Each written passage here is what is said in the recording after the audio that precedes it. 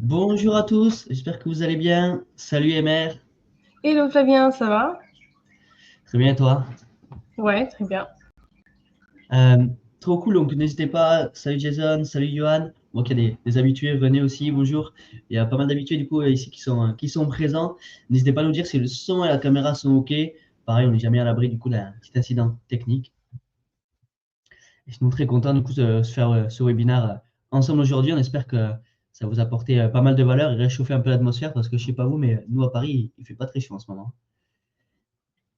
N'hésitez pas aussi à nous dire, on aime bien avec Emer chez Faro, on est assez curieux de nous dire du coup dans le chat d'où est-ce que vous nous regardez, d'où est-ce que vous vous connectez. C'est des choses qu'on aime bien savoir un peu, savoir où sont du coup les personnes qui sont présentes au webinaire. Donc n'hésitez pas à nous le dire dans le chat. Guillaume à Rennes, à la Bretagne, il fait pas très chaud. Bon, ça va, alors ça nous rassure. Ok, trop bien, merci beaucoup Mathieu. Comme dit, on va attendre un tout petit peu, 1 ou 2 minutes avant de commencer, le temps que tout le monde se connecte. Il y avait beaucoup d'inscrits, il y avait pratiquement 150 inscrits. Donc, on va attendre du coup, que tout le monde se connecte pour commencer ce live. Euh, Avant qu'on se présente, du coup, on va vous dire, ce live, du coup, il est un peu spécial au niveau de l'organisation. Donc, l'objectif, c'est que ça soit le plus applicable possible, le plus actionnable possible pour vous. Donc, vous allez voir que on va vous présenter différents use cases, des vrais use cases nous, que l'on utilise du coup chez Faro, comment on utilise l'IA du coup pour créer, améliorer, analyser nos campagnes. Et à chaque fois qu'on va présenter du coup les use cases, on va passer en live avec ChatGPT et des prompts que l'on a préparés, que c'est des prompts qu'on utilise pour vous montrer du coup ce que ça donne réellement. Et restez bien jusqu'à la fin parce qu'il y aura du coup une surprise aussi à la fin de ce live. Yann du coup qui est de Madrid. Madrid doit faire un peu plus chaud déjà. Euh, Trop bien, bon, il commence à avoir pas mal de monde. On va pouvoir commencer. Avant de commencer, Mère, je te laisse du coup te présenter. Ouais, top. Donc, hello tout le monde. Très content de vous avoir ici. Moi, c'est Emer. Je viens d'Irlande, donc ceci explique le petit accent. Je suis gros de chez Faro et je m'occupe de la partie outbound de notre acquisition avec Flavien. Yes, merci beaucoup, Emer. Ça fait un peu plus d'un an et demi maintenant que tu as rejoint l'équipe, si je dis pas de bêtises. Exactement, et bientôt en avril. Ouais. Ok, trop bien. Du coup, moi, c'est Flavien. Je suis Head of Growth chez Faro, donc je m'occupe de toute la partie marketing, acquisition. Et Faro, pour ceux qui ne connaîtraient pas, du coup, on est un logiciel du coup, de prospection. On permet de créer des bases de données ultra qualifiées. On verra un petit peu dans ce live, même si ce n'est pas l'objectif de ce live. Donc, vous pouvez créer des listes de prospects d'entreprises très ciblées, les enrichir et directement les envoyer vers votre CRM ou votre outil d'envoi. Donc, assez de blabla, on va aller du coup dans le concret pour commencer ce webinaire. Bonjour à tous, Diane, Yann et Élise. Alors, du coup, l'objectif de ce webinaire, c'était du coup comment vous expliquer comment on utilise l'IA du coup chez Faro pour améliorer nos campagnes. Déjà, on voulait éclaircir un premier point avant d'entrer dans le vif du sujet. Pourquoi utiliser l'IA dans sa prospection? On le sait, on voit des posts passer tous les jours du coup sur LinkedIn. L'IA est un sujet assez clivant, notamment dans la création de campagnes de bande. Il y a vraiment plusieurs écoles. Il y en a qui disent il faut faire tout avec l'IA, ça révolutionne, etc. les campagnes. Il y en a qui vont l'utiliser pour optimiser. Et il y en a qui sont totalement contre, qui trouvent que ça dénature la prospection. Nous, chez Faro, on a un discours qui est plus modéré. C'est très intéressant, mais il faut l'utiliser à bon escient. Quels sont du coup les vrais avantages nous que l'on trouve qu'il y a du coup d'utiliser l'IA dans sa prospection? Premier avantage, ça va nous faire gagner du temps sur toutes les tâches sans valeur ajoutée. Vérifier des données, regarder du coup qu'il n'y ait pas d'erreur, je ne sais pas, changer du coup, faire des formules que l'on fait sur Google Sheet, etc., pour analyser des choses, etc. C'est des choses souvent qui sont assez fastidieuses à faire, sur lesquelles une formule Excel fait très bien le travail. Nous, on va prendre un peu plus de temps pour le faire ou alors pour créer la formule, etc., alors que l'IA va le faire très bien et très rapidement surtout.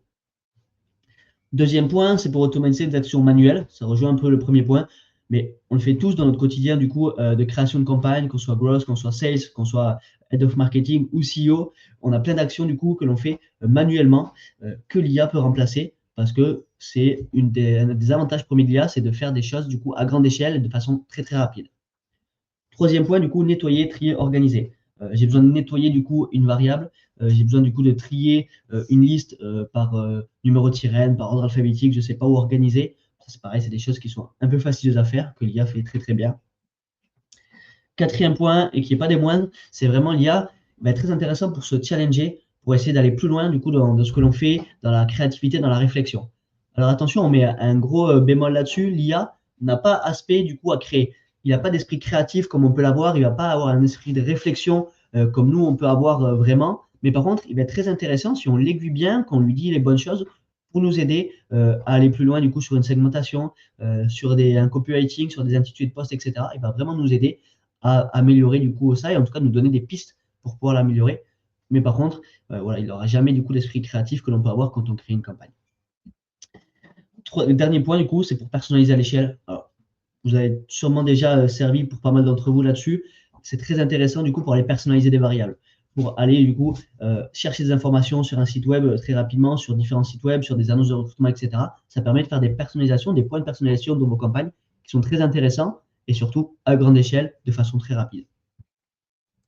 Alors, aussi, on va vous le dire direct, c'est pas du tout, nous, c'est vraiment les use cases qu'on utilise chez Faro, mais c'est pas du tout exhaustif. Il y a vraiment énormément, des milliers, des millions de use cases qui sont disponibles du coup avec l'IA et qui sont faisables. Donc, n'hésitez pas aussi à nous le dire aussi dans le chat. Il y aura aussi une partie questions-réponses à la fin.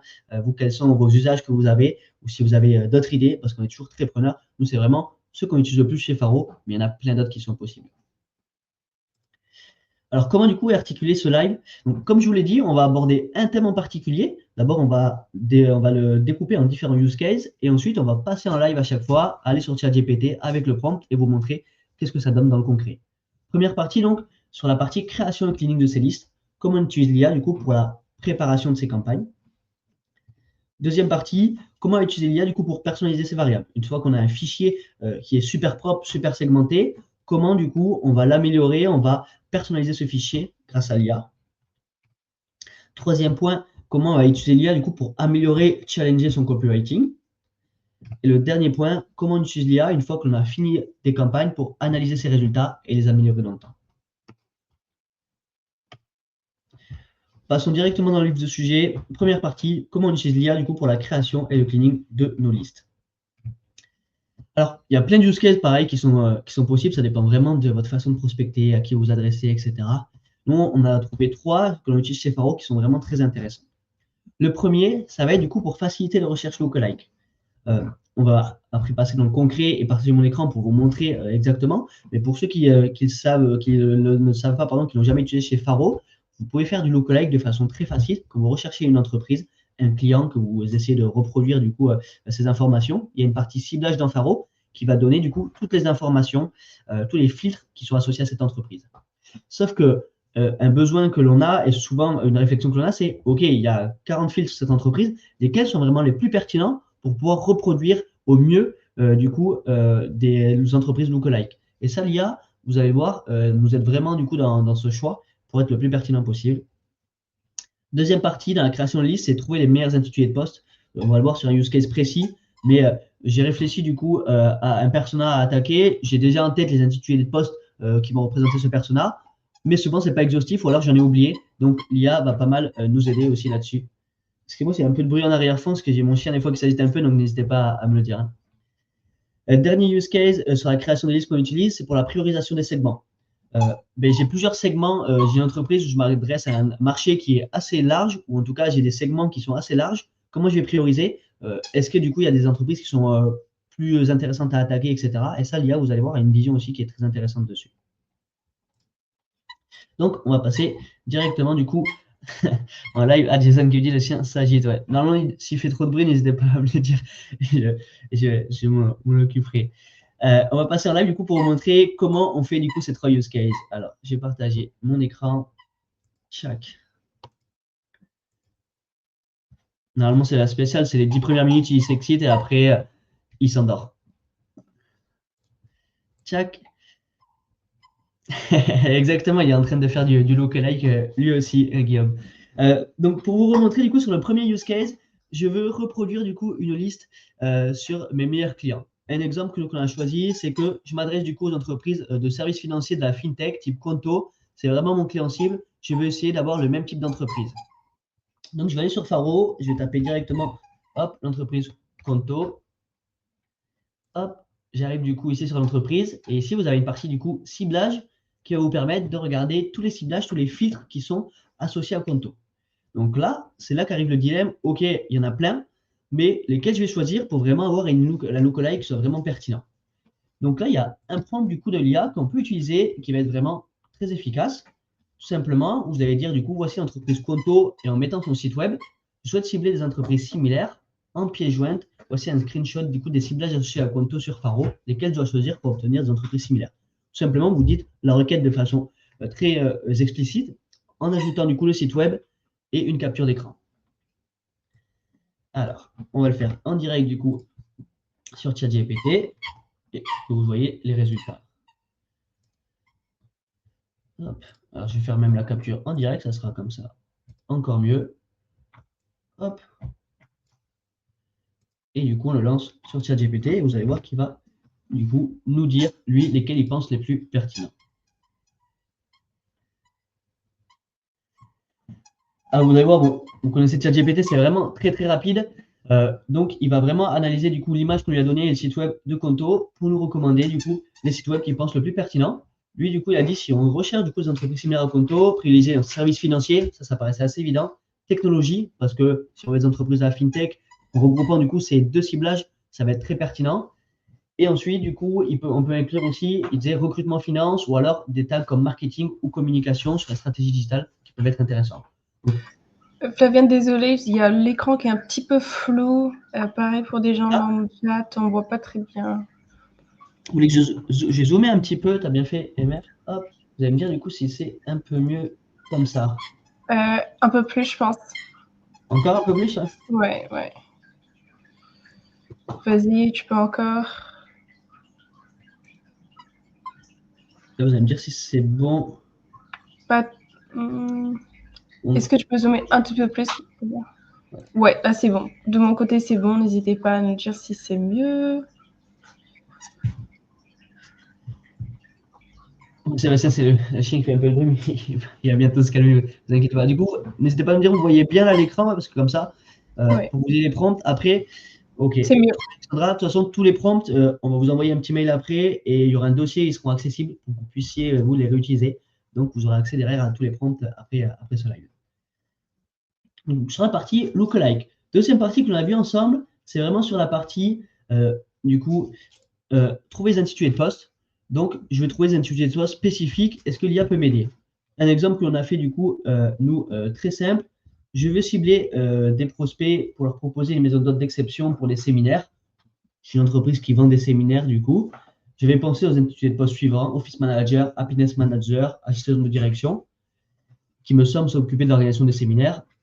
Est-ce qu'il y a d'autres idées du coup de postes que j'aurais pas trouvé? Donc ça, c'est vraiment du coup aller chercher un maximum d'intitulés de postes dans la création de ces listes, en tout cas les plus pertinents. C'est un problème de résolution, mais je pense que c'est peut-être que sur Google Sheet, là, la résolution, vous dites sur le chat GPT, si elle est aussi pas bonne ou pas. Sinon, je vais rentrer du coup le chat. Normalement, c'est bon de mon côté. Ok. Donc là, vous allez voir, du coup là, c'est vraiment pas bonne non plus. Pourtant, moi, ça a l'air pas mal. Parce que vous pouvez normalement agrandir l'écran, hein. Je ne sais pas si vous le voyez, mais en fait, si vous avez le chat d'ouvert, vous pouvez du coup agrandir ici l'écran. Je vais essayer de l'améliorer sinon dans StreamYard, mais je ne sais pas comment faire. Donc c'est GPT. Ouais, je ne sais pas comment faire. Du coup, j'ai essayé de faire au mieux, mais je ne sais pas comment faire pour l'améliorer du coup sur StreamYard la résolution directement. Dorian, si tu sais le faire, n'hésite pas à nous le dire. Donc, vous voyez du coup sur ce deuxième prompt, simplement, on lui demande on lui donne des idées d'intitulé de poste à laquelle on avait pensé, on lui demande du coup d'aller chercher d'autres intitulés de poste. Et du coup, ChatGPT va nous dire tous les intitulés de poste qui sont pertinents pour aller cibler du coup les personnes qui s'occupent des séminaires. Vous voyez par exemple responsable de communication interne, responsable événementiel, c'est des intitulés de poste que je n'avais pas en tête et dans mon prompt initial. Donc là, il va vraiment du coup nous aider à avoir du coup un ciblage, en tout cas à tester des personas différents que ce que l'on avait pensé de base. Et là, du coup, c'est vraiment une aide à la réflexion et notamment à l'A/B test pour trouver du coup les meilleurs personas pour un ciblage très spécifique. Troisième prompt, alors on va aller en plein écran, c'est OK, ouais. Check. Ah, vous me dites du coup c'est pas ouf, mais ça se lit. Guillaume, il faut la roue crantée, mais je sais pas si c'est en fait dans StreamYard, parce que j'ai jamais eu de problème comme C'est ça. pas toi, c'est ouais, c'est comme Ludwig disait, il faut que tout le monde aille dans ses paramètres pour le faire, ou sinon passe en full écran, je crois. Ouais, c'est ça, parce qu'en gros, il y a le format plein écran. En fait, il faut vraiment, en fait, quand vous êtes sur StreamYard, si vous voulez vraiment bien voir l'écran, euh, il faut du coup cliquer du coup sur le petit truc en bas à droite de l'écran pour pouvoir mettre en full écran ou alors optimiser du coup la résolution derrière de vous. Ouais. Hop, sur le Google Doc, on va aussi zoomer, ouais. Hop, Dorian. De toute façon, c'est juste des prompts, vous l'aurez du coup ce document. Euh, Troisième prompt du coup qui est intéressant, du coup, ça va être du coup sur la priorisation des segments. Ça, c'est vraiment un prompt qui est surtout intéressant quand on cible du coup un marché qui est très large ou des segments qui sont très larges. Un exemple, du coup, moi je suis courtier en énergie B2B, donc je propose du coup de l'optimisation des coûts et des contrats d'énergie. Ma cible, elle est vraiment super large. Je peux m'adresser à tout type d'entreprise. Donc, j'essaie déjà d'avoir des entreprises qui ont des fortes consommations d'énergie, parce que c'est celles qui vont le plus consommer, qui auront le plus de problématiques et sur lesquelles je vais gagner le plus d'argent. Donc, les entreprises qui ont une forte consommation d'énergie, il y en a plein, lesquelles je vais attaquer en premier. Là, ChatGPT est vraiment d'une grande aide, donc on va faire ce prompt en direct, vous allez voir. Et c'est vraiment pour la priorisation des segments, quand on a un marché, il va nous aider du coup à tester et aussi à prioriser les segments en priorité. Donc là, je lui demande du coup quelles sont les entreprises qui me conseilleraient d'accéder en priorité. Donc il va me parler du coup de l'industrie et de la production, tout ce qui va être agroalimentaire, papeterie, verre, céramique, etc. Tout ce qui va être transport et logistique, qui ont des entrepôts frigorifiques, qui ont des dépôts, etc., qui vont beaucoup consommer, commerce, hypermarché, station-service, etc. Bref, il va vraiment du coup me donner un ordre de priorité d'entreprises et d'industries qui vont être du coup très intéressantes à moi pour contacter. Donc là, c'est vraiment une aide vraiment pour cette partie réflexion, création de liste, organisation de sa prospection. Hop. Donc ça, c'est la première partie, pardon, pour la création des listes. Ensuite, on va arriver sur la deuxième partie, le nettoyage de ces listes. On a du coup créé, notre liste, du coup, à l'aide ou pas de ChatGPT. Maintenant, on veut que la liste soit la plus parfaite possible pour qu'on ait les meilleurs résultats possibles dans notre prospection. Première chose sur ChatGPT qui va nous aider, ça va être sur vérifier la cohérence de ces listes. J'ai fait par exemple une liste des e-commerçants. Bien entendu, comme toute base de données, on peut avoir des erreurs. Est-ce que du coup, on peut demander à ChatGPT du coup de vérifier sur le site web de cette entreprise que ce soit bien des e-commerçants. Pareil, je veux parler uniquement à des entreprises B2C ou B2B. Est-ce que du coup ChatGPT, grâce à l'analyse site web, va pouvoir vérifier que c'est bien une entreprise B2C ou B2B?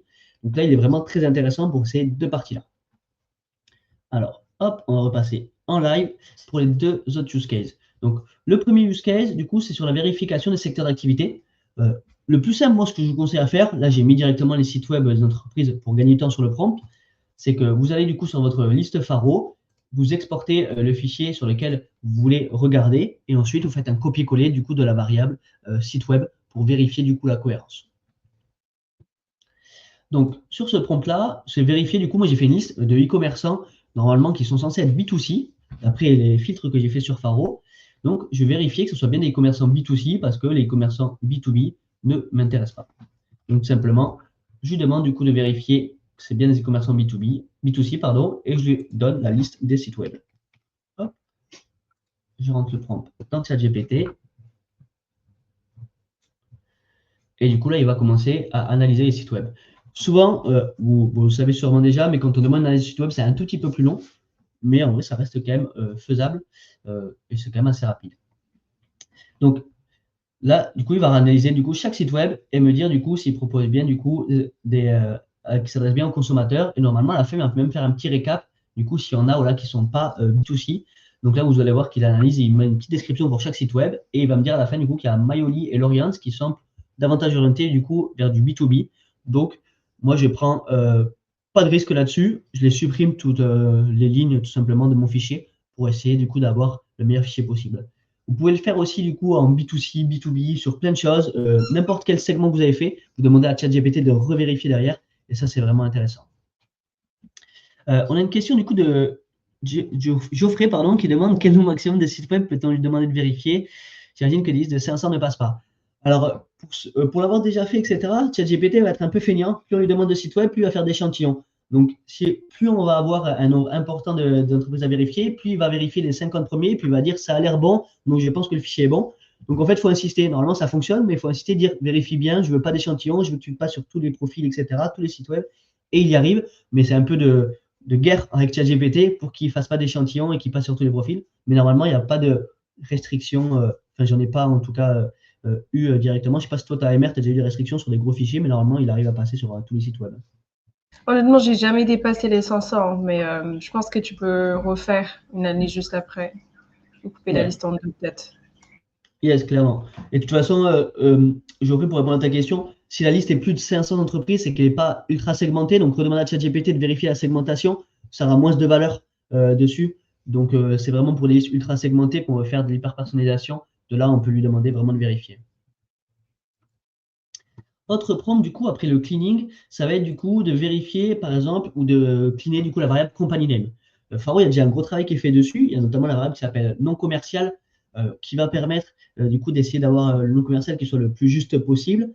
Mais il peut toujours avoir des erreurs ou des majuscules en trop ou des Faro Group ou Faro France, par exemple, qui sont un peu gênants des fois quand on veut mettre la variable company name dans nos campagnes. Donc ChatGPT va pouvoir aussi ça l'analyser assez facilement. Tout simplement, pour ce prompt-là, je vais aller récupérer du coup mon CSV. Alors, hop, je vais l'ouvrir juste ici, je vais le mettre sur le bon écran. Donc, j'ai mon CSV du coup de site d'e-commerce ici que je viens de récupérer et je vais directement l'intégrer du coup dans ChatGPT en lui demandant de vérifier du coup que la variable non commerciale de mon fichier soit correcte en les comparant du coup avec le site web. Parce que le nom du site web, c'est toujours le bon nom commercial qui s'affiche. Donc là-dessus, en faisant un matching des deux, il arrive du coup à savoir si le nom que j'ai dans la variable non commerciale, c'est vraiment le nom sur lequel on va appeler l'entreprise, en tout cas sur le grand public. Vous allez voir, vous voyez que sur ce prompt-là, par exemple, je dis pas d'échantillon, vérifie pour toutes les entreprises, parce qu'il a souvent du coup tendance à vouloir faire des échantillons. On retourne du coup sur ChatGPT et là, on lui met directement le fichier. Même pour les autres, vous pouvez aussi lui mettre directement le fichier. Il y a deux possibilités qui sont. Mais après, pourquoi on ne met pas souvent directement le fichier? Parce que plus il a d'informations, plus il peut s'embrouiller ChatGPT. Donc, si l'information est unique, il a plus de chances du coup d'être, dès la première utilisation, pertinent. Donc, je lui mets le fichier et je lui envoie le prompt. Et là, du coup, il va vérifier que la variable company name soit vraiment la variable, du coup, enfin, soit vraiment le nom commercial de l'entreprise sur lequel on va l'appeler et qu'on peut utiliser dans nos campagnes. Voilà, il charge un petit peu. Il va regarder, du coup, et analyser les sites web de ces entreprises pour vérifier. Et souvent, et là, vous allez voir, vous pouvez aussi être un peu plus précis dans le prompt parce que des fois, il va vous sortir le résultat en tableau. Des fois, il va vous le sortir, du coup, comme ça, sous forme de listing sur si le nom commercial est correct ou pas. Donc, vous pouvez aussi lui demander, moi, je veux que tu me le remettes en tableau, etc. Alors, hop, une question de Sébastien, c'est quelle version de ChatGPT il faut utiliser la dernière payante? Je crois qu'on a un compte nous payant et c'est ChatGPT et la version, je ne l'ai pas en tête, mais il me semble que c'est la $20 par mois, un truc comme ça. J'essaie de voir dans les paramètres, mais ouais, c'est pas on a le premier abonnement de ChatGPT, on a l'abonnement vraiment le plus basique. C'est juste qu'il faut être en version payante pour pouvoir analyser site web, sinon il ne fait pas d'analyse de site web, si je dis pas de bêtises. Donc là, vous voyez, je lui ai donné du coup un fichier, il a regardé du coup tous les sites web pour vérifier que du coup que le nom était correct et correspondait bien du coup dessus. Donc ça permet aussi de faire ça et de cleaner cette partie-là. Hop. Donc là, c'était vraiment ces deux use cases sur la partie création de listes, cleaning de ces listes. Maintenant, on va arriver sur une autre partie du coup.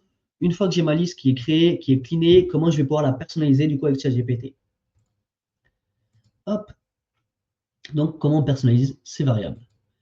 Alors, pour personnaliser du coup les variables avec ChatGPT, il y a vraiment, pareil, énormément de use cases là qui sont possibles. Ça va dépendre de vous du fichier que vous avez de base, de la donnée que vous avez du coup à sa disposition.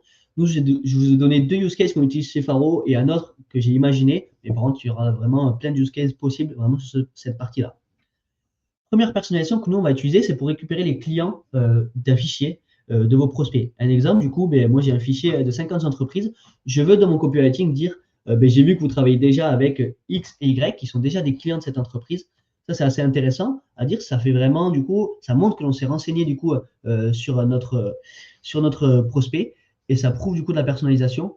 Et on a beaucoup de retours positifs notamment du coup sur cette variable-là, où les personnes nous disent comment tu as fait, est-ce que tu as personnalisé à la main, est-ce que tu as utilisé ChatGPT, etc. Parce qu'on va vraiment chercher du coup des clients qui sont présents du coup sur le site web de chaque entreprise. Ça, c'est assez intéressant pour prouver du coup qu'on s'intéresse à l'entreprise. Nous, par exemple, on le met en avant sur Faro pour parler de la fonctionnalité Lookalike.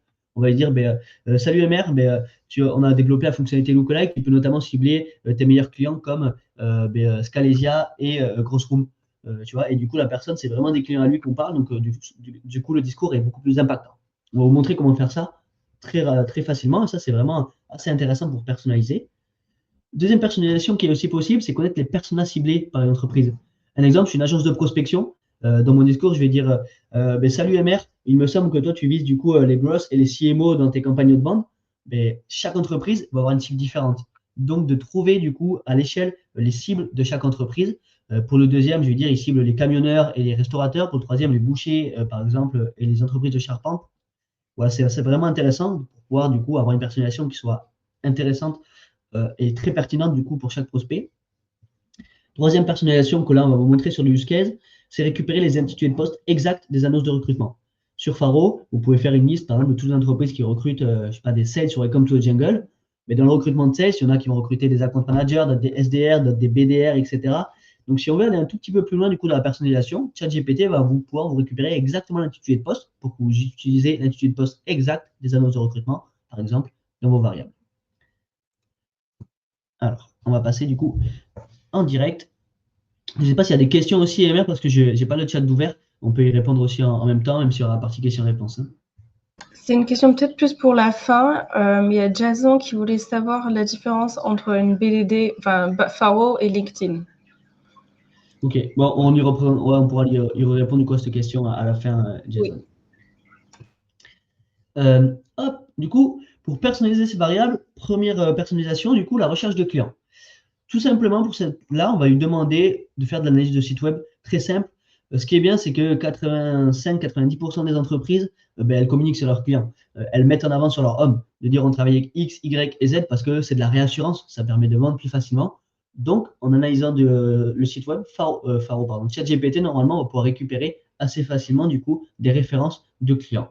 Donc là, pour le prompt, on lui demande du coup d'aller du coup sur le site web de cette entreprise et de récupérer 3 clients qui sont présents sur ce site. Et avec du coup, toujours pareil, en lui donnant une liste de sites web que vous pouvez récupérer directement dans votre fichier. Hop. Donc, on rentre le prompt dans le chat GPT. Il va nous sortir du coup directement des listes du coup de clients. Vous allez voir que sur ce prompt-là aussi, il a tendance à être assez feignant et à faire aussi, du coup, voilà, des fois, voilà, il va me dire que les informations ne sont pas disponibles, alors que tout à l'heure, il y avait des informations disponibles. Donc là, il faut assez le booster pour ce prompt-là. T'es sûr, est-ce que tu peux aller sur la page témoignage ou lui redemander des fois, je veux pas d'échantillon, est-ce que c'est vraiment des entreprises qui sont présentes sur le site web pour pouvoir avoir les meilleurs résultats possibles. Donc, ce prompt-là, il fonctionne très bien, mais on n'a pas encore nous trouvé du coup chez Faro le prompt exact pour qu'à chaque coup, il nous sorte la liste des clients. Souvent, du coup, on doit lui redemander 3-4 fois, mais du coup, il fonctionne très bien, notamment si on lui demande la partie témoignage aussi. Donc, vous allez voir que là, des fois, il me dit que du coup, les informations ne sont pas disponibles. Des fois, il va me sortir 3 noms de clients. Mais du coup, il est très intéressant parce que si je vais sur le site de contrôle, je vais voir du coup que Greenly, Olis et Vinade sont des clients du coup de contrôle et que je vais pouvoir mettre du coup dans mes campagnes. Deuxième prompt, du coup, c'est pour personnaliser en fonction des cibles de chaque entreprise. Donc, je veux avoir une variable qui change pour chaque entreprise pour savoir quels sont les prospects qu'elle vise, quelles sont les entreprises qu'elle vise. Donc, je vais lui demander tout simplement, est-ce que tu peux me donner les intitulés de poste des prospects ciblés par chaque entreprise? Elle est assez simple ce prompt, mais il fonctionne vraiment très bien avec ChatGPT. Toujours pareil, en utilisant le site web, c'est la variable qu'on a trouvée qui fonctionnait le mieux. Donc, je rentre le prompt dans le chat GPT, il va refaire du coup une analyse de site web pour me donner du coup les intitulés de poste, du coup là ici qui sont ciblés. Après, vous pouvez aussi avoir le typologie d'entreprise. Nous, c'est parce qu'on travaille avec les intitulés de poste sur la campagne que l'on fait, mais vous pouvez aussi demander les types d'entreprises. Donc là, vous allez voir qu'il va proposer, il va analyser chaque site web, il va du coup vous faire un mini résumé de ce que propose du coup la solution et va vous donner du coup les 3 intitulés de poste qu'il pense le plus pertinent à mettre dans les campagnes. Donc, vous voyez que pour chaque entreprise, du coup, il va changer les intitulés de poste. Et ça, c'est vraiment assez fort parce que ça fait vraiment une personnalisation qui est assez poussée. Hop. Donc ça, c'est vraiment pour la partie intitulé de poste. Et la troisième, cas de personnalisation des variables que l'on aime bien utiliser, enfin que l'on a imaginé en tout cas chez Faro, c'est que par exemple, moi j'ai fait une liste, je vais sur Faro, j'ai fait une liste de toutes les entreprises qui recrutent des sales par exemple sur Welcome to the Jungle, sauf que je veux dans ma campagne mettre l'intitulé exact du poste qui est recruté. Donc là, je vais simplement faire un fichier Faro, aller récupérer la page de Welcome to the Jungle directement dans les variables Faro de ces entreprises-là, et lui demander voici le lien des pages Welcome to the Jungle des entreprises. Est-ce que tu peux me donner des intitulés de poste exacts qu'ils se recrutent? Là, c'est très simple. Je copie-colle pareil ce prompt-là, et ça me permettra d'avoir des variables qui soient vraiment très précises, plutôt que d'avoir quelque chose qui soit assez pas assez personnalisé en disant juste j'ai vu que tu recrutais quelqu'un en marketing ou des sales, etc. Ça prouve que vous êtes vraiment intéressé à l'entreprise et que vous êtes plus pertinent.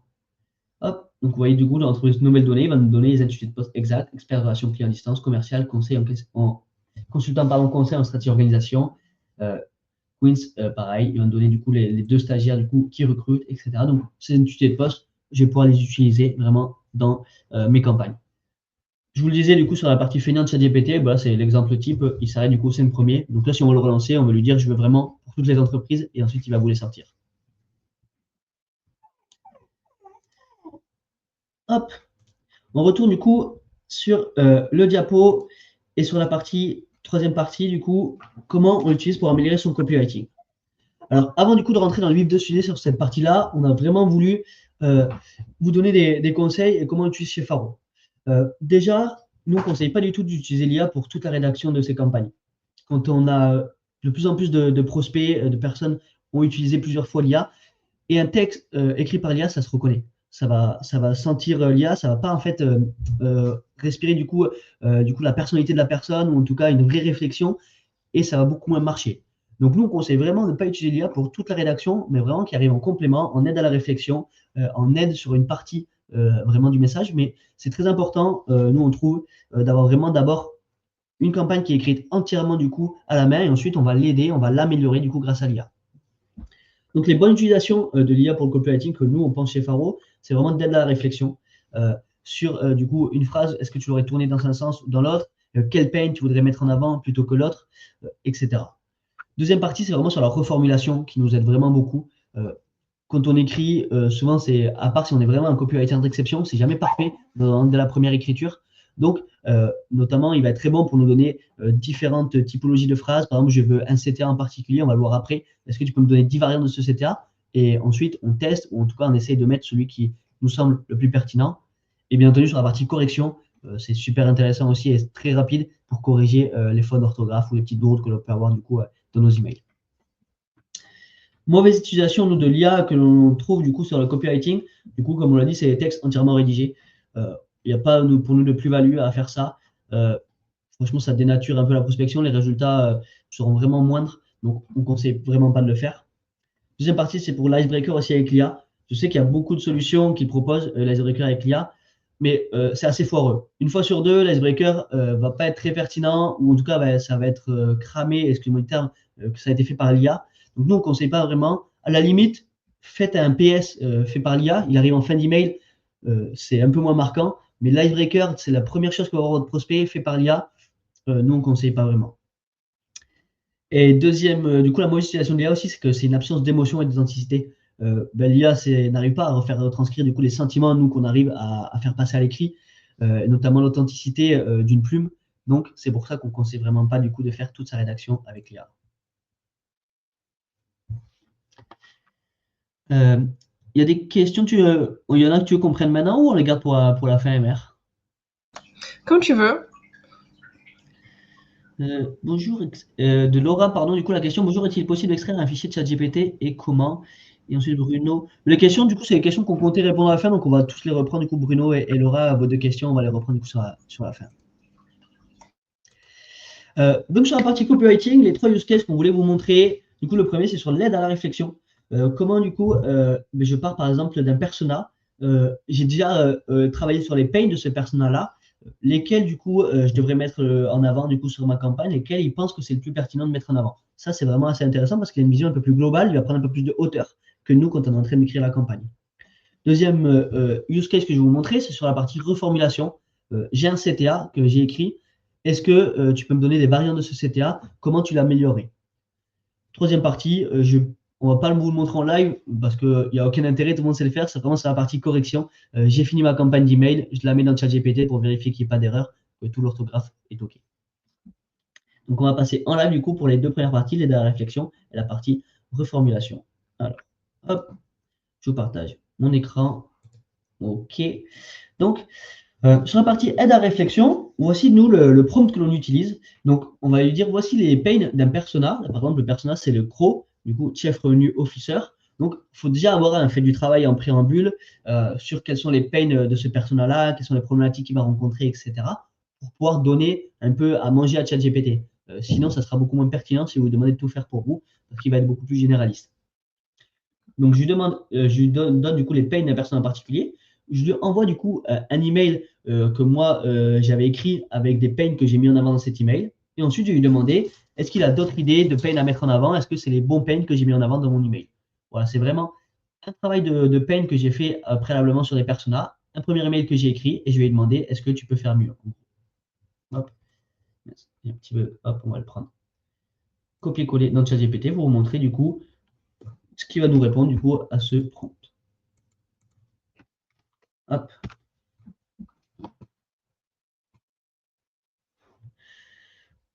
Hop. Donc là, en fait, il va du coup me classer, lui, par ordre un peu qu'il trouve le plus pertinent, les différentes pains du coup que je peux mettre en avant. Donc, par exemple, les pains moi, que j'avais mis, c'est manque de clarté sur l'attribution des résultats. Il va mettre du coup un angle d'attaque et même parler de ma solution, de dire comment moi je peux, quelle feature je peux mettre en avant, quel use case je peux mettre en avant pour résoudre ce pain. Il va le faire du coup ça pour chaque pain, etc. Donc c'est vraiment vous intéressant pour prioriser, pour dire c'est vrai qu'en fait il a l'air pertinent ce pain là plutôt que celui que j'avais mis en avant moi de base, et surtout aussi pour l'AB test. Quand vous voulez AB tester du coup, mais vous pouvez dire ok je vais tester le pain 1 et le pain 3, je vais voir celui qui fonctionne le mieux. Sur notre campagne, j'ai testé le pain 5 et le pain 4 par exemple. Et ça c'est vraiment assez pertinent. ChatGPT vous aide vraiment du coup là-dessus. Deuxième prompt, du coup, c'est pour la reformulation d'un call to action. Donc, tout simplement sur ce prompt-là, je lui dis du coup un call to action que j'ai mis dans un email. Je lui dis quel est le but de ce call to action pour essayer d'avoir le maximum d'infos. Donc là, c'est pour pousser les prospects à tester du coup Faro. Et donc, je lui demande de me donner 5 autres call to action qui pensent pertinents pour, pareil, m'amener à la réflexion. Est-ce que le call to action était vraiment bon ou est-ce que je peux aller chercher un call to action qui soit mieux amené, qui ait plus de conversion? Donc, le prompt est très simple. Je lui demande d'aller chercher d'autres call to action en lui donnant du coup le call to action que j'avais utilisé de base. Donc là, vous allez voir que ça va très vite. Il va me donner du coup 5 variantes qui sont plus ou moins bien, souvent, pour du coup m'inciter à la réflexion. Du coup, une variante challengeante, tu vois, en 14 jours, vous verrez la différence dans votre process outbound. On lance un test. D'autres crocs ont déjà adopté Faro en utilisant la preuve sociale. Vous aussi, vous voulez voir comment ça peut vous simplifier la vie. Voilà, il va vraiment du coup me donner, c'est pareil, ça c'est pour l'AB test, on l'utilise pas mal avec Emer, pour du coup AB test de call to action, souvent il donne des idées qui sont vraiment très intéressantes. Et le troisième point ensuite, c'était pour la correction, donc je ne vais pas vous faire des use cases du coup en live pour la correction, tout simplement pour ce use case là, pour rentrer tous les emails de votre campagne et vous demander de vérifier qu'il n'y ait pas de faute du coup, dans la campagne. Donc on arrive du coup sur la quatrième partie et je vais laisser la parole à Emer parce que c'est son expertise sur comment elle utilise l'IA pour analyser du coup les résultats et améliorer les campagnes. Top, merci beaucoup Flavien, c'était super instructif. Donc vous avez vu comment utiliser l'IA pour faire du ciblage, du cleaning et du copywriting. Donc maintenant on va voir comment l'utiliser pour analyser nos campagnes. Donc déjà, pourquoi analyser nos campagnes? Parce que ça nous permet de comprendre ce qui fonctionne bien et ce qui ne fonctionne pas, et surtout comment s'améliorer. Et si on ne l'analyse pas, on risque de tourner en rond sans savoir pourquoi certaines campagnes marchent et d'autres non. Et donc faire cette analyse manuellement, c'est plutôt long et c'est très fastidieux. Il y a pas mal de chiffres à examiner, le taux d'ouverture, taux de réponse, taux de clic, conversion, etc. Et l'IA permet de traiter ces données assez rapidement et d'identifier des tendances et même de suggérer des améliorations. Donc aujourd'hui, on va voir comment utiliser l'IA pour simplifier cette analyse. Donc on va d'abord identifier nos meilleures campagnes, nos campagnes les moins performantes, puis comprendre pourquoi elles ont ou n'ont pas bien fonctionné. Et enfin, on va analyser le copywriting pour trouver des pistes d'amélioration. Allez, je vais commencer par récupérer les données de mes campagnes. Donc, les données de nos campagnes, Lemlist sont sur Metabase, mais vous pouvez faire exactement la même chose depuis Lemlist. Donc, j'exporte le rapport de mes campagnes en Excel. Hop, et je le mets après dans ChatGPT. Voilà, donc c'est très simple, mais il y a un point c'est un détail, pardon, à pas négliger. Il faut vraiment s'assurer que ChatGPT comprend bien les données et ne commence pas à inventer des trucs. Donc, pour vérifier ça, je mets un petit prompt. Ah, oups, ça c'est tout est pour le chat. Mon prompt c'est ici. Donc, voilà, de quoi parlent ces données.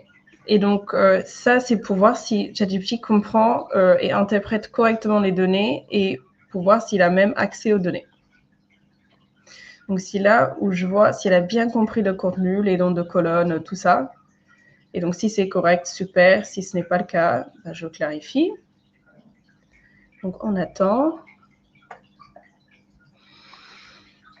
Voilà. Donc, moi, ça me semble correct. On voit qu'il a bien fait le matching au niveau de nombre de campagnes, les taux, les opportunités, etc. Donc ça, c'est vraiment une précision à ne pas manquer. Après, ce que je vais faire, c'est que je vais lui demander de me montrer les campagnes les plus performantes selon différents critères. Donc voilà, je mets le prompt. Donc ça va être le taux d'ouverture, taux de réponse, l'engagement et le taux de conversion. Et je vais lui demander de m'expliquer ces résultats. Un autre point très important à noter, je lui ai demandé de normaliser ces résultats. Pourquoi? Pour avoir une vision plus réaliste de l'efficacité des campagnes, il faut normaliser ces résultats en fonction du nombre de prospects dans les campagnes. Donc, ça nous permet d'avoir une analyse plus juste parce que comparer une campagne avec 10 personnes à un prospect avec 200 sans ajustement, ça peut vite donner des conclusions très biaisées. Donc, le score normalisé, c'est un indicateur qui nous permet de comparer les campagnes sans désavantager celles et en nombre de prospects. Donc, c'est-à-dire, ça nous permet de comparer les campagnes comme si chaque campagne avait le même nombre de prospects. Donc là, on voit ChatGPT m'a fait un petit top des campagnes les plus performantes selon les critères mentionnés. Donc, le taux d'ouverture, vous ne voyez pas très bien, pardon. Ouais. Le taux d'ouverture, le taux d'engagement, le taux de réponse et le taux de conversion. Et après, je vais demander de me faire l'inverse. Également de m'expliquer pourquoi et de normaliser ces résultats. Donc là, ouais, ce qui est vraiment très intéressant, c'est passer un tout petit peu vite de CMR, c'est qu'il va vraiment du coup faire différents tableaux pour chaque du coup taux que vous souhaitez analyser, taux de réponse, taux d'ouverture, inscription par exemple sur Faro, etc. Et ensuite vous dire pourquoi il a pensé que cette campagne était le plus pertinente possible, en tout cas ce qu'il va mettre en avant dessus. Donc il y a vraiment ces deux parties en un qu'on essaie d'avoir pour gagner vraiment du temps sur de l'analyse. Oui. Et là, il a en fait oublié de m'expliquer pourquoi. Donc, je vais voir s'il a fait pour les moins performantes et je vais demander de refaire. On est pour les pires 5.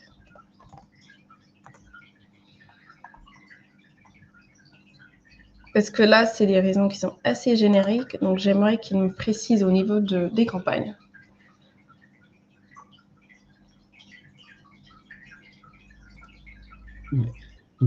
Oui, c'est un peu la même chose. C'est très dur de trouver un prompt parfait sur ChatGPT. Souvent, il faut vraiment du coup lui redemander de préciser, lui redemander ce que l'on d'aller plus loin dans l'analyse, etc. Parce que on peut faire une analyse une journée, le lendemain, il va faire une analyse qui est beaucoup moins poussée que ce qu'il avait fait la veille. Donc, toujours être assez vigilant du coup sur ces prompts-là et les résultats qu'il donne en premier abord. Oui, exactement. Donc, pour pousser cette analyse un peu plus loin, pour qu'il arrête d'être feignant, je vais copier le copywriting de mes campagnes qui ont bien performé et moins bien performé. Et comme ça, lui, il va me faire une analyse et me donner des pistes d'amélioration en prenant en compte le contenu, le CTA, etc. Du coup, là, je l'ai mis. Voilà, c'est mieux. Donc là, ça donne... Ouais, là, en gros, tu lui donnes, une fois du coup que tu as toi des campagnes qui sont les plus performantes et les moins performantes, tu vas du coup lui donner le copywriting de quelques campagnes que tu veux qu'il analyse plus précisément pour te dire pourquoi cela a fonctionné, pourquoi cela n'a pas fonctionné, c'est ça? Exactement, oui, là je précise juste avant le meilleur et le moins performante. C'est un peu gros le prompt, mais vous allez tous recevoir des prompts de toute façon après pour qu'ils puissent les comparer. Donc là, on voit dans les campagnes les plus performantes, on avait une approche beaucoup plus humaine. Il y avait un focus sur le problème du prospect, un call to action qui était subtil et progressif. Il y avait une notion de storytelling et de personnalisation aussi. À l'inverse, les campagnes qui moins performaient étaient plus agressives. Un CTA orienté de vente dès le départ et on était un peu trop centré autour du produit. Il y avait aussi une manque de storytelling, de personnalisation, trop d'éléments dans un seul mail et une manque de conversationnel. Après, il va me faire des suggestions d'amélioration par rapport à mon copywriting. Là, il est toujours en train de le faire. Il va me dire des trucs comme peut-être de raccourcir des emails, construire un fil narrative, privilégier un seul objectif par mail. Également pour le CTA et le valeur ajoutée. Là, il va même me faire un exemple d'un email performante et une version améliorée.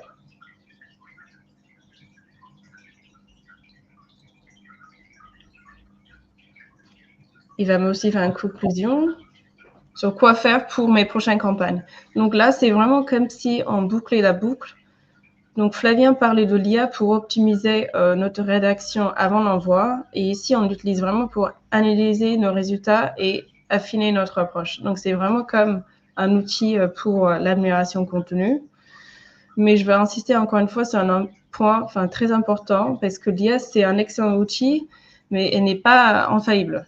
Il faut toujours prendre du recul sur ses recommandations et vérifier qu'elle ne se met pas à inventer des trucs, à exagérer et interpréter mal des données. Donc, c'est un allié précieux, mais au final, c'est vraiment nous qui avons le dernier mot.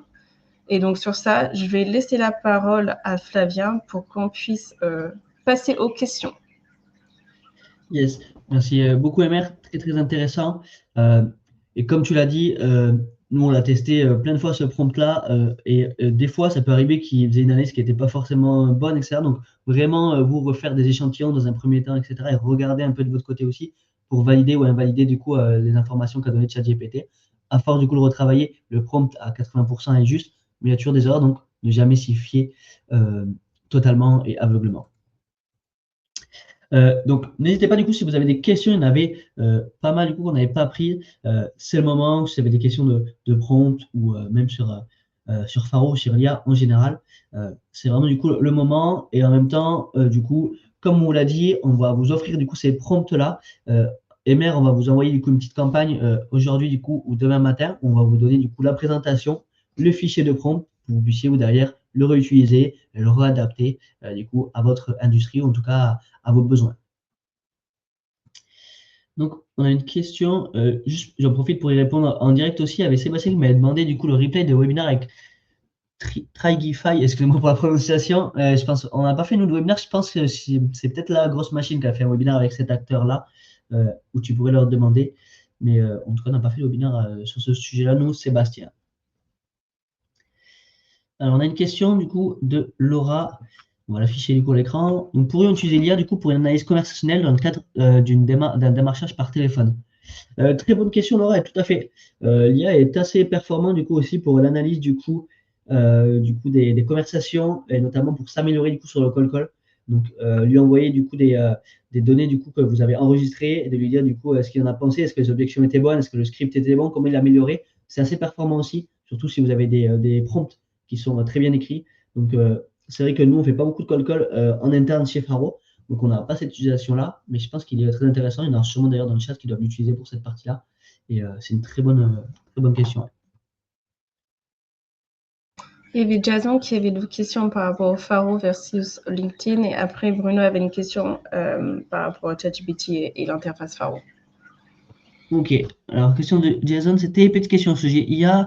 Je vais attendre pour la fin. Quelle est la différence entre votre BDD et celui de LinkedIn? Il y a même d'entreprises de prospects. Y a-t-il des segments, secteurs de la BDD que Faro est préférable?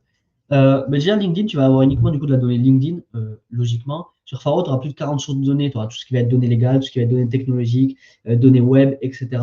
On va avoir beaucoup plus de sources de données du coup que LinkedIn. On va avoir aussi toutes les entreprises qui ne sont pas digitalisées, qui ne sont pas sur LinkedIn, des bouchers, des charcutiers, des artisans, bref, qui représentent peut-être 9 millions d'entreprises françaises qui ne sont pas digitalisées. Et c'est vraiment, du coup, notre grosse différence, ça va être vraiment sur déjà les intégrations, qu'on ait une plateforme tout en un, et surtout sur le nombre de données qu'on a à disposition, comparé à LinkedIn qui n'a qu'une seule donnée du coup dans sa base. Ensuite, tu avais dit, il y avait la question de Bruno, comment mettez-vous à disposition des utilisateurs Faro un module intégré qui évite de naviguer en ChatGPT et l'interface Faro? Alors pour l'instant, ce n'est pas encore développé. Bruno, en effet, c'est une bonne idée du coup, de pouvoir directement faire du cleaning, ce genre de choses sur ChatGPT.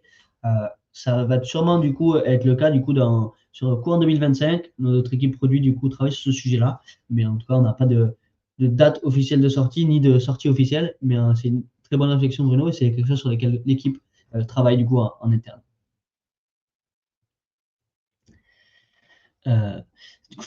Sébastien qui préfère Faro à Navigator, mais merci beaucoup. Sébastien, n'hésitez pas si vous avez encore une ou deux questions, on a encore 5-10 minutes du coup dans ce live. Sinon, on va tout vous envoyer. Le live est récupérable, Alexandra. Oui. Alors, il y aura plusieurs possibilités. Déjà, on met tous nos lives sur notre chaîne YouTube. Vous pouvez du coup directement aller du coup sur la chaîne YouTube pour les consulter.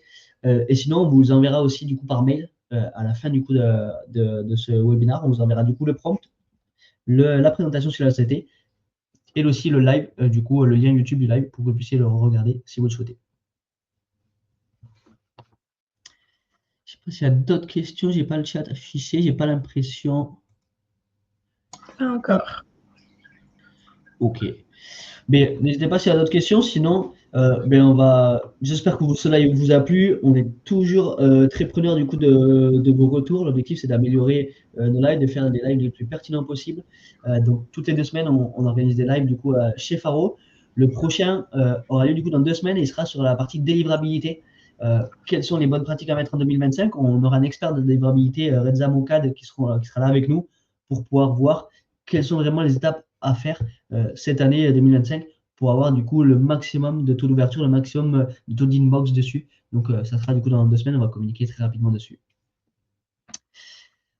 Donc merci à tous du coup d'avoir participé du coup à ce live et puis on vous souhaite tous une très bonne journée. Puis merci Emer, c'était son premier live aussi, donc bravo à toi Emer et j'espère que ça t'a plu aussi. Top. Merci beaucoup à tout le monde, c'était super sympa. Bon après-midi tout le monde.